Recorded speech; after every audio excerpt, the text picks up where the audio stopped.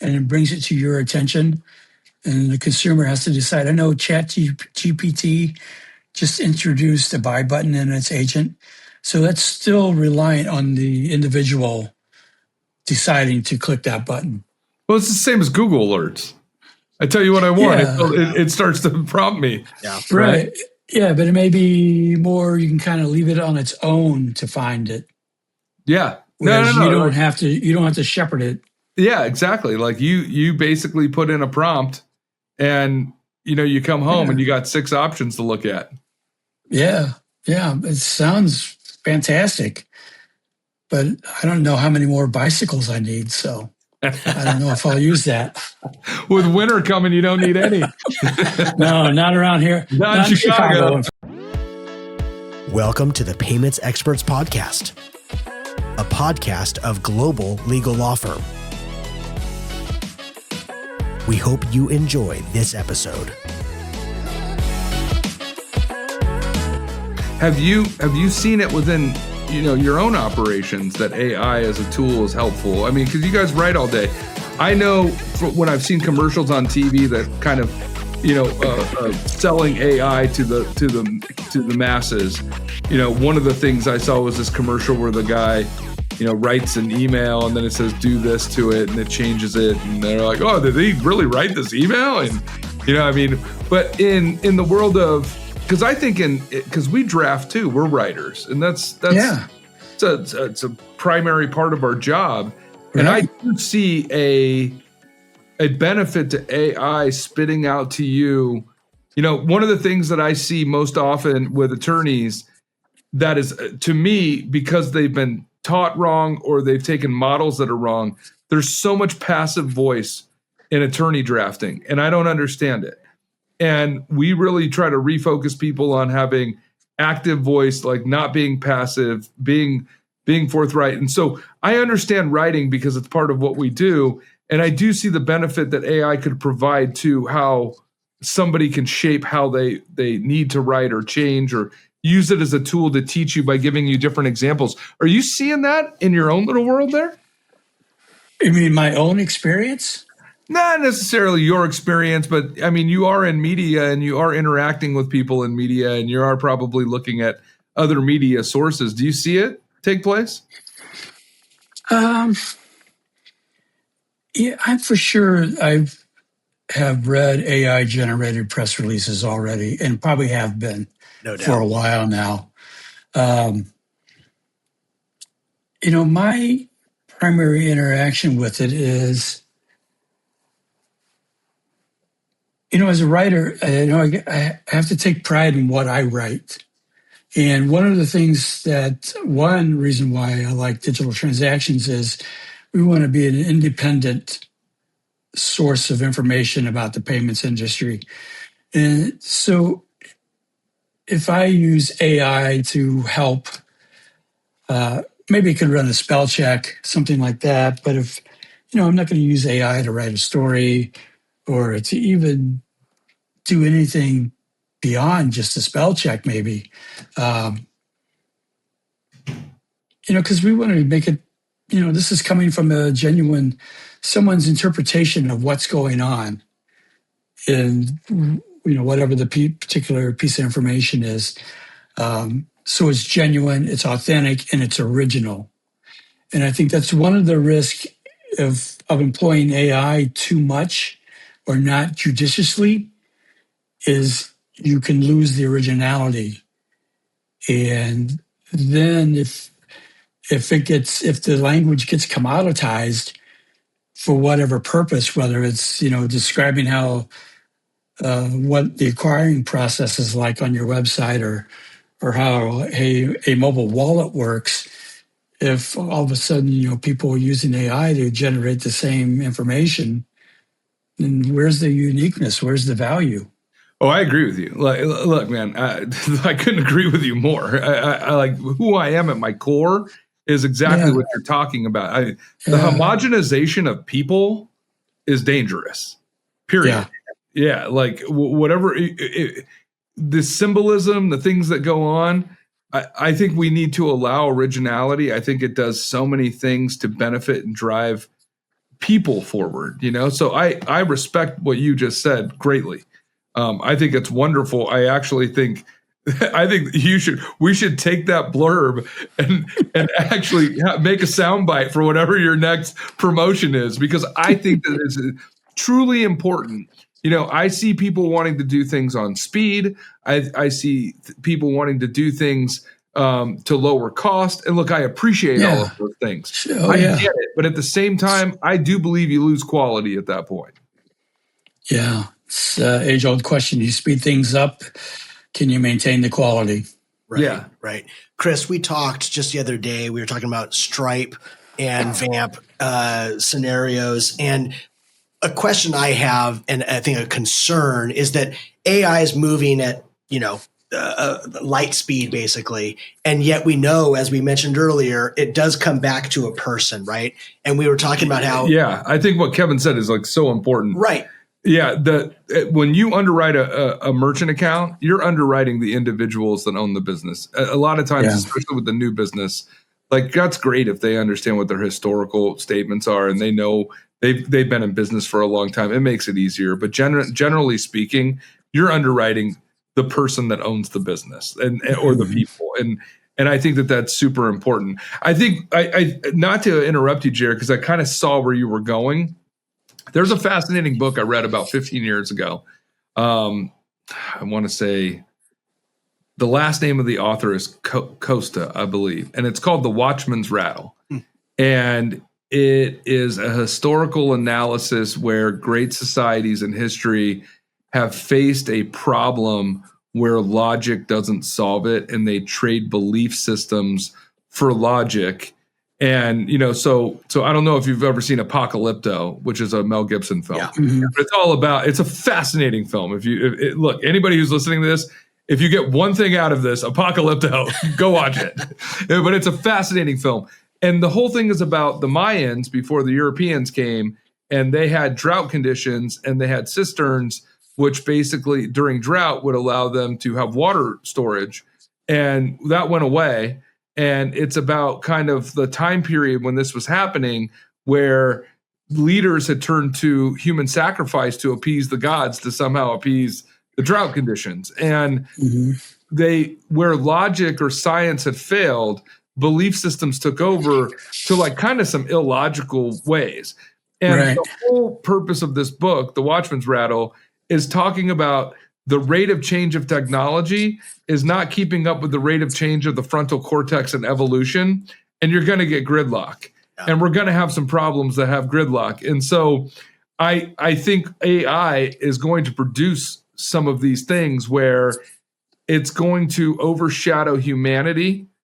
And Kevin, what I think you said is the last couple of points that you've made, you're speaking my language 100%. Quality, uniqueness, that is what humanity is.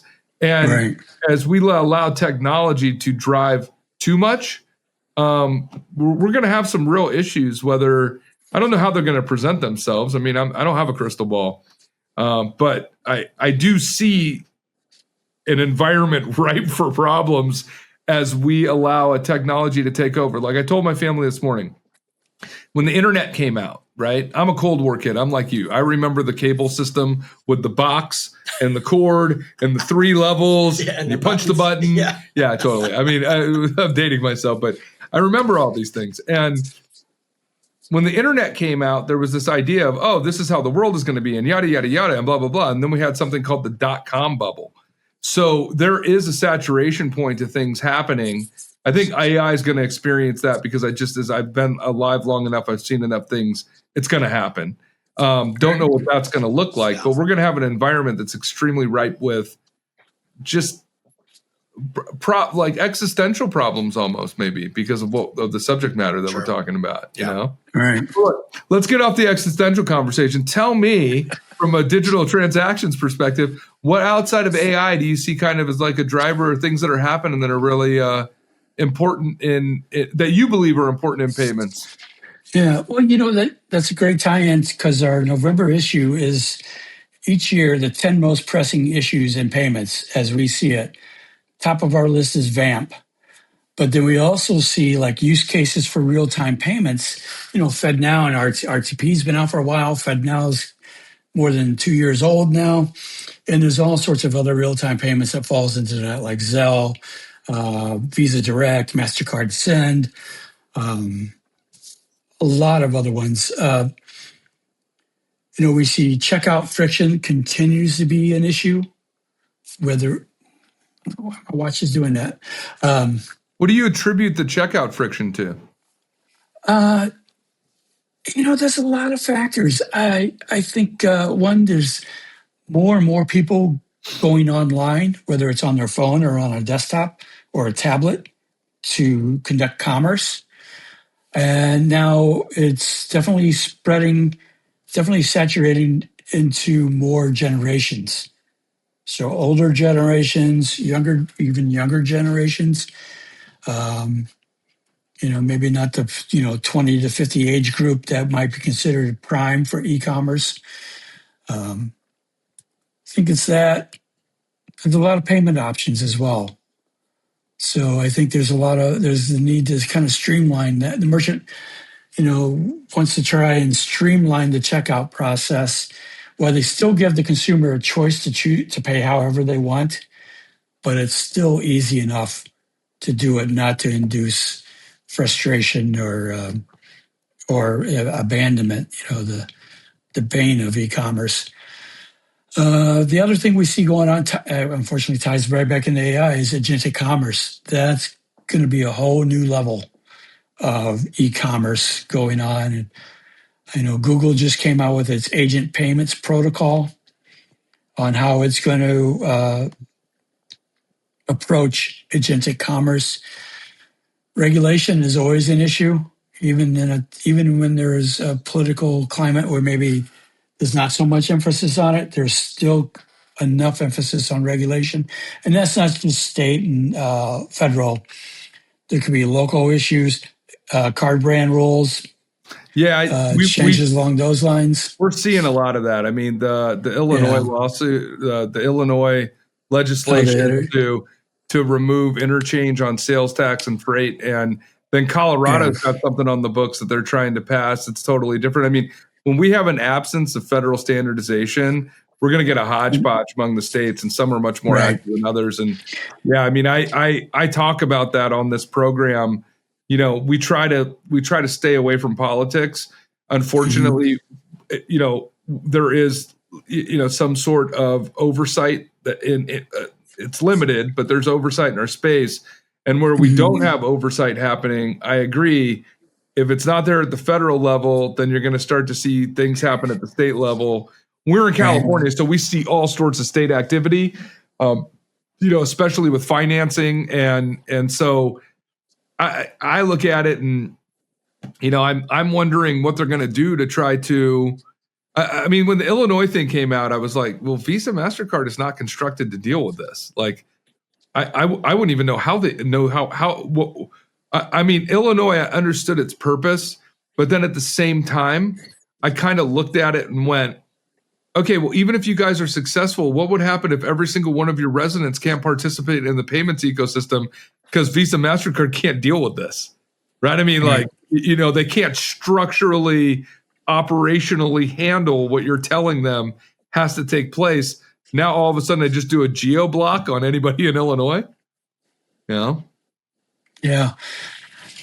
Well, when's that come up? Next year? Yeah, I mean, things get lost in the court system. There's no rhyme or reason to how fast things move in it. Right, and the governor is a little preoccupied right now too. I would say so. So. Yeah, it was funny. I was talking to somebody from Chicago this morning, and I said, "Hey, you guys getting ready for the deployment?" He said, "What are you talking about? They're already here." And I said, "Are you serious?" And this guy lives down in the Loop, and I said, "That's funny." I said, "That's funny that they're there." I said, "The Loop is one of the safest places in any metropolitan American city that you could possibly be in." He says, "Yeah, I don't understand why they're here.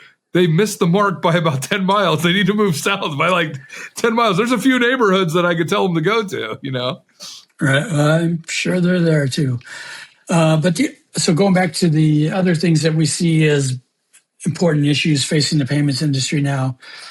Chargebacks. I mean, everyone deals with it, and there's all sorts of uh, services out there to help merchants manage their disputes. It's a big loss, can be a big loss for them. Crypto and cryptocurrency and stablecoins, that's gotten to be more of a interesting topic now, especially because there's much more at the federal level, much more interest in enabling stablecoin use. How that plays out, we're not sure. There's still a lot going on, a lot of information. I think we just had something about Ripple had an investment in its crypto. The other thing, a perennial topic in acquiring, is the commodification of payment processing. And we think that's a big issue because acquirers and processors and gateways and POS system companies and POS device companies, if that's what they build on, then they've all got to find something unique that they can sell, some value proposition that no other competitor can have. So, and there's a lot of companies that can sell you a terminal, and a lot of companies can sell you a cloud-based POS system. But what's going to make them different? How are they going to be better suited to your business than the competitor? Legacy platforms is another big issue we see in the industry. I know several years ago, Global Payments had, I think, about 9 processing platforms through various acquisitions. And they had a huge project to get it to whittle it down to 2 or 3. I'm not sure how many they have now, but we're all familiar with Fiserv, well, First Data back then, having multiple platforms all through acquisitions. But that extends to even a little bit farther down into the payments industry, I think.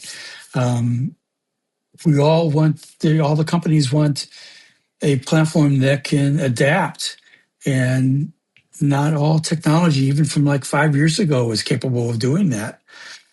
And open banking, we think there's another big issue there that could have a lot of impact on payments.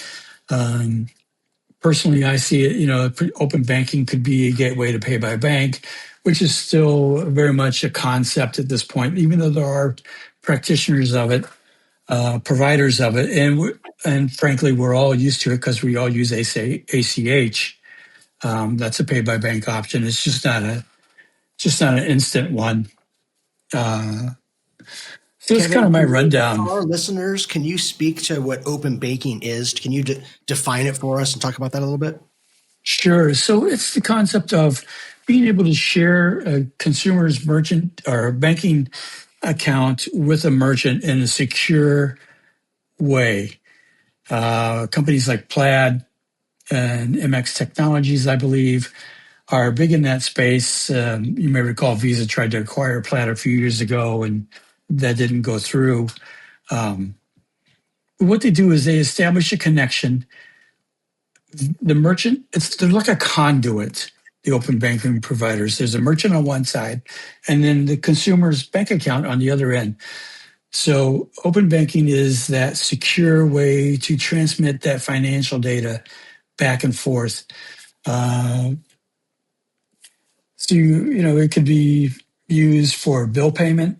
It's a very easy way. I think I have used it for bill payment. For recurring payments, that's a very handy way to do that. And so it's human tokenization, right? Yeah, in a little bit, yeah. To a certain degree. Yeah, and it's also maybe a way for the merchant maybe to maybe not have card processing costs associated with every transaction. So that's kind of what we see as the big issues in payments right now. Or big issues, not necessarily concerns, but also opportunities. Because, it's the way payments is every time there's something that you think is a setback, it potentially has got a way to be a positive thing. Look at the EMV migration 10 years ago. And That was a huge headache for everyone. Certifications were slow, they were delayed. Merchants didn't know why they needed new terminals. Acquirers, no one wants to disrupt the relationship to create opportunity for attrition. But then it turned out, it came along with tokenization, and those terminals had NFC readers in them. So then once, Apple Pay came out, that was developed hand in hand with tokenization. That was an opportunity for a new way for consumers to use their cards, maybe for the card brands, maybe as a way to displace cash. That's very much something on, a big, important goal for the electronic payments industry. So I think, there's a lot of opportunities in that list, in that roster of things that might be issues. So, you can answer this, you can not answer. It's up to you. How do you at Digital Transaction choose what you guys focus on? Like, what is kind of some of what drives your decision making as far as where you focus your? Because when I read your magazine, it is definitely hyper focused on certain areas, and that has to, because look, there's all sorts of stuff happening, all sorts of stuff that you could report on, but you choose what kind of drives that decision making process at Digital Transactions. Well, you have to think there's only so many of us. Yeah. So like any enterprise, we can't write 20 hours a day. So we have to choose what's the best use, what might have the most impact.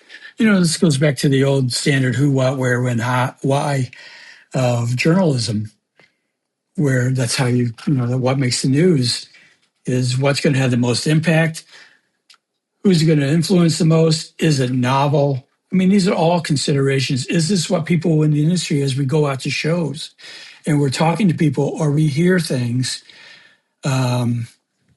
is this what everyone's talking about? They're talking about,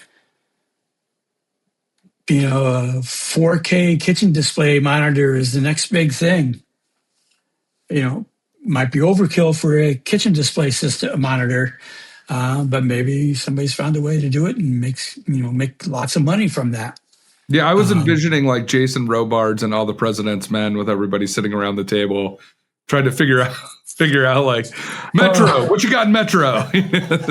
Well, now, we have daily meetings to talk about what goes in the newsletter.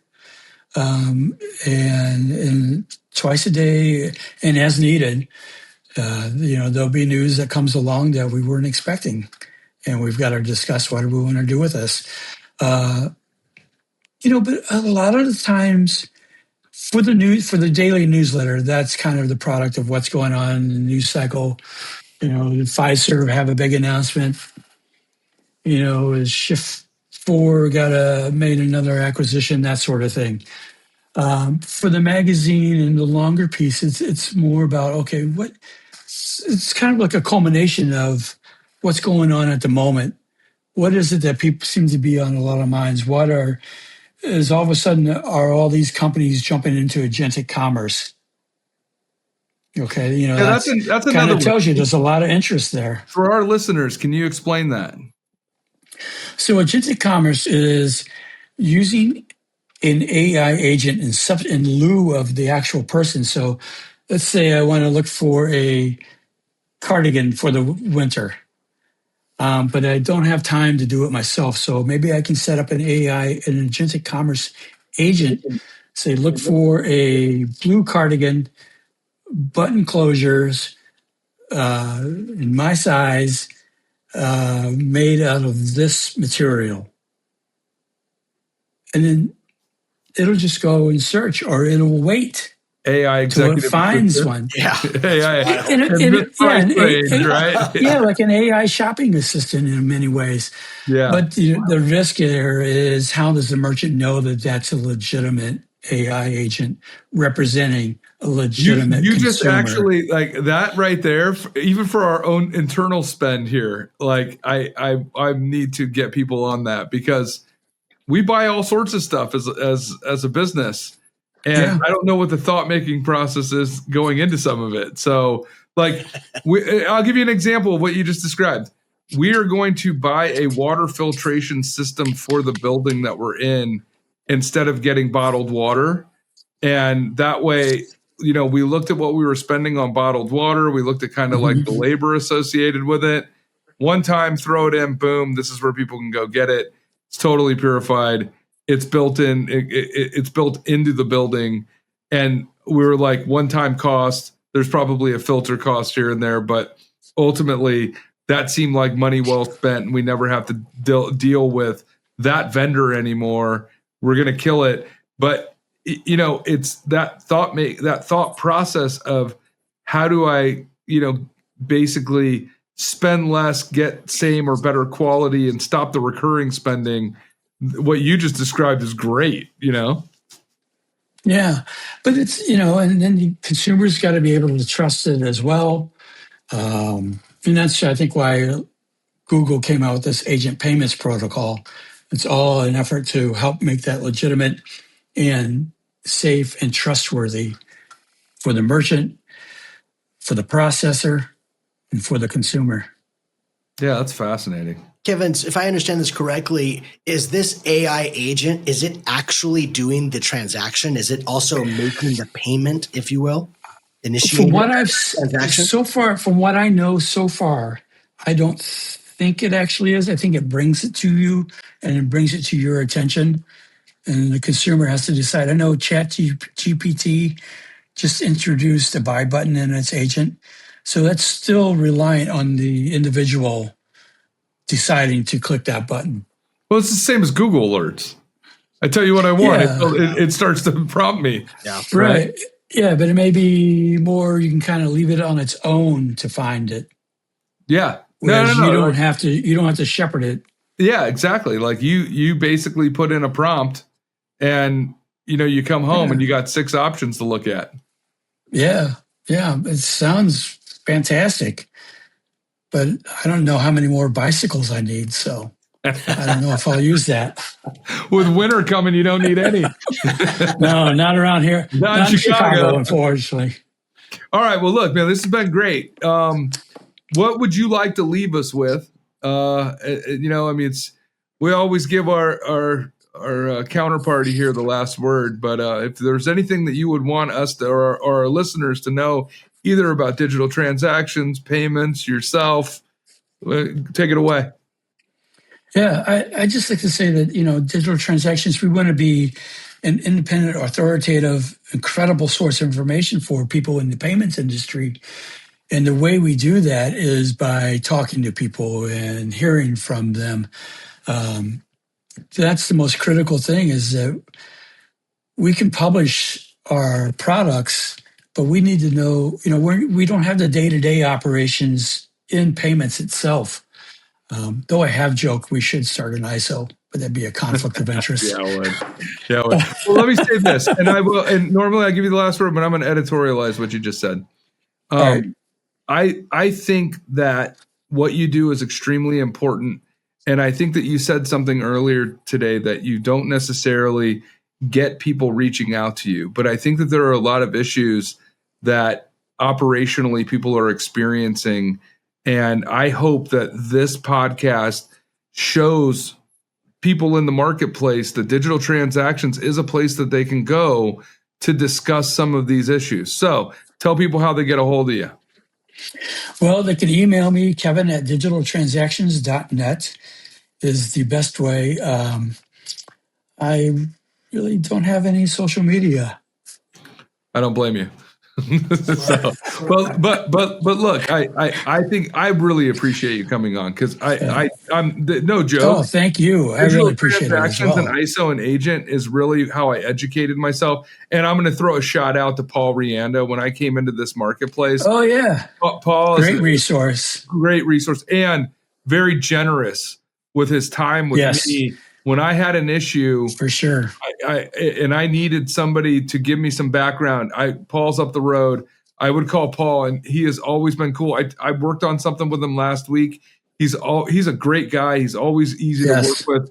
And when I would go online and look for information, he would be the guy that was putting out the most content. And so, and a lot of it today, even stuff that he wrote 15 years ago, is relevant. So I will say, and he's also been a contributor to digital transactions, to ISO and Agent, but these are the places that I would go to learn, to see what was happening, to see what was going on, to see how we could focus. And we weren't always the greatest. That was just for delivering services to people. But I think that you're a valuable representative in our community, and I think that as things go on, people should reach out to you. And so I want to thank you for being on. It's really, really big for us. Yeah, thank you. That's very kind of you too. I really appreciate it. And if you see me at a conference, come up to me and approach, and I'd be glad to talk to you.